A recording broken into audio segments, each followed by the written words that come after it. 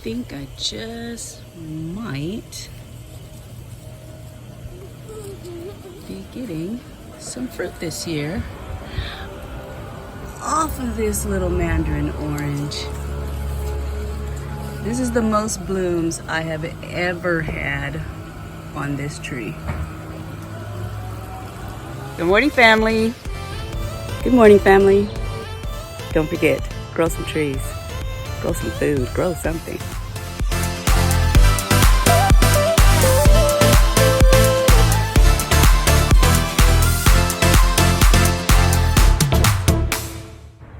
Let's get started.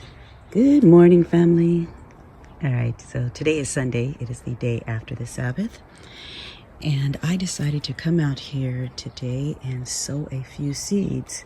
I have a lot of open spaces here in my grow box. And I'm going to be pulling probably the rest of these radishes up because, you know, this is the last of them that usually do some weird stuff or just actually isn't making it or getting oblong shapes like this. Maybe it was a little too crowded in here. And I'm going to go ahead and I'm going to sow the black radishes. I've never had these before, but I am curious as to how they grow and what they taste like. I'm also going to do a third time trying to grow these yellow cucumbers.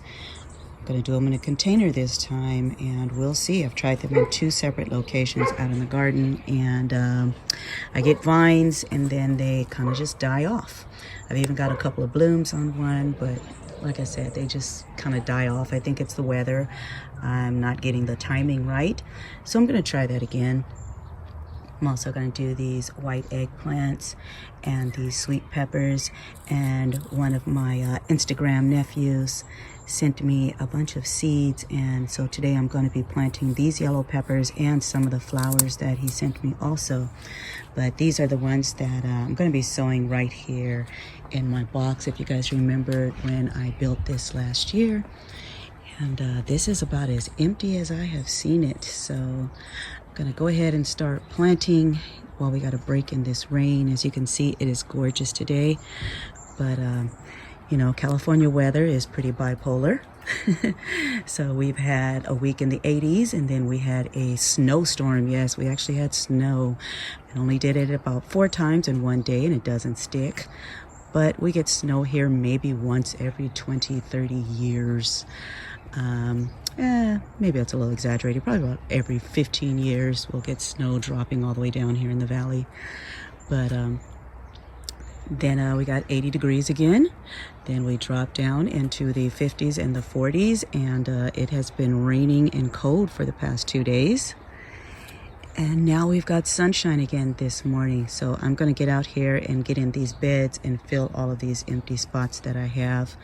I went ahead and pulled out that cauliflower already, and I am going to be planting a lot of beans. Look at that.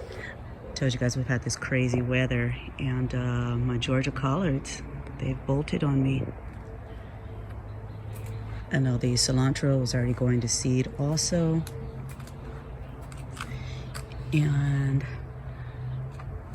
you know, it's kind of hard for plants to keep up with this weather out here too, but you know, it's just life, all a part of nature. So I'm going to be dropping quite a few beans in today and start on a couple of other things. But this year, I don't think I'm going to be growing a lot of different varieties of things. I think with my plans to redo my beds and just kind of reorganize things out here, I think I'm going to keep it pretty simple. So come on, I'll show you guys what beans I'm actually going to be sowing today. So I want to sow as many bush beans as I can. I want to try to fill in a lot of spaces with bush beans. That way I don't have to have trellises on everything, but I am going to go ahead and sow some more of the pink-eyed purple whole peas and some of the Chinese red noodle beans, and I'm going to go ahead and do the Orient Wonder also. Those are also a long bean. I also decided that, you know, all of my planters that are hanging, I'm going to go ahead, instead of putting flowers in them this year, I'm going to sow peas into those. So this year I'm going to do as many edibles as I possibly can, and I'm going to try to keep the flowers out in the flower garden out there. I mean, I have pretty much as many blooms as I need in this area. I have a bee buzzing in my ear right now, but as you can see, the Meyer lemon gives me beautiful blooms, and so does this Mexican lime over here.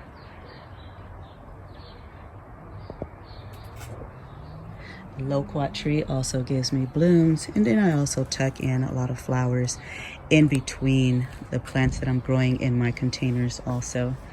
And then of course, once my lantana over here just takes off for the summer, it will be completely covered with blooms along with that crepe myrtle tree right there.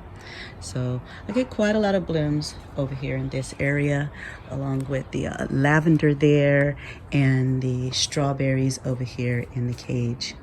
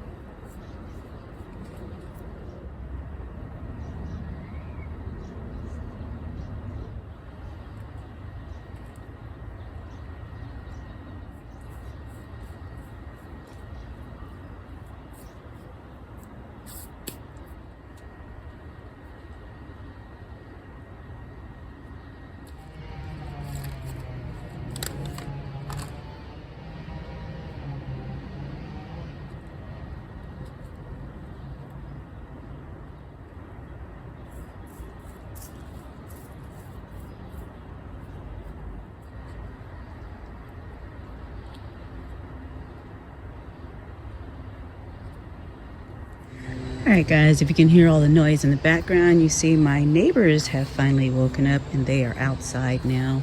So I think I'm going to go ahead and end the video here. I'm going to continue to plant, but it's kind of noisy, and I don't really like voiceovers. So I am going to continue to plant, and I will show you guys the result when I am done. You know what? I would like to show you guys something really beautiful. Do you guys see that? The iris is finally blooming, and look at all the snapdragons and the bird of paradise. And my all-time favorite are my ice plants.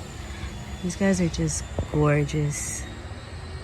If you guys have an area that you need ground cover that spreads easily, is drought tolerant, and loves full sun, check out ice plants. You know, sometimes when you let containers sit for a long time, you never know what you're gonna find. So I'm glad I'm not the jumpy kind of person, because these were inside this container once I lifted out my little tree. And on the other note, this little tree, which is supposed to be the semi-dwarf red grapefruit, it had fruit on it and it wasn't really growing, so the fruit was orange. I went ahead and picked the fruit and I cut it open, and you know what? It's an actual orange. So I don't know if it was mislabeled or what, but now that I've picked the fruit off of it, you see I've got new growth, but I don't know if this is actually a grapefruit tree or not. Either way, I love oranges. I did want another orange tree, but I really wanted a red grapefruit tree for my husband. So I'm gonna keep an eye on this guy and see if he was mislabeled, or I don't know. And just see what happens. But I gotta deal with these guys now. Come on, out. Thank you. Where's your friend? Can you get out too? Out, out, out. It's warm enough, get out. All right, there we go. See, doesn't that brick feel a lot better?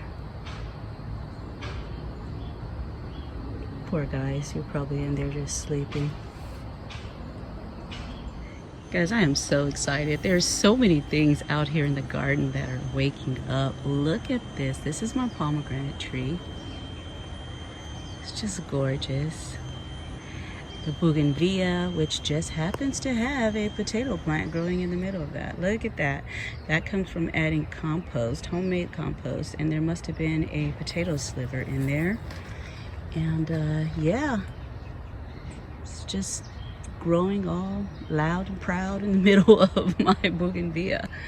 So gonna see about pulling that guy out of there. You guys want to see something funny? I stuck this back in here just to show you guys where it was. It's growing up right in between my bougainvillea, and I know it's a potato plant that came from the compost, so I pulled it out this morning, and look at that.